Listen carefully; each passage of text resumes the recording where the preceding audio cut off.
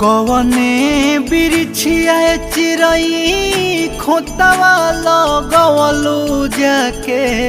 कवने बिरिछिया चिरई खोतवा लगवलू जाके। सुन कही के आंगना